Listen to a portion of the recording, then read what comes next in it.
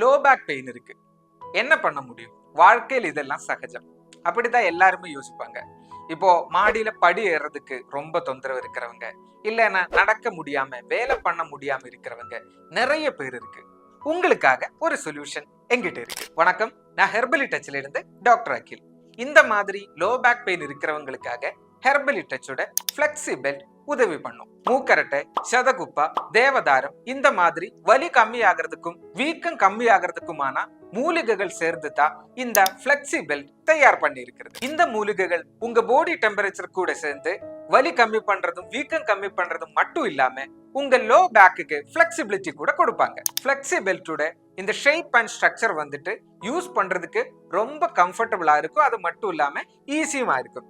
நீங்க வேலை பண்ணும்போது இல்லைன்னா நடக்கும்போது எப்ப வேணும்னாலும் இந்த ஃபிளெக்ஸி பெல்ட் யூஸ் பண்ணிக்கலாம். அப்போ உங்களுக்கும் இந்த மாதிரி லோ பேக் பெயின் இருக்குன்னா கண்டிப்பா நீங்க ஹெர்பலி டச்சோட ஃபிளெக்ஸி பெல்ட் யூஸ் பண்ணிடுங்க.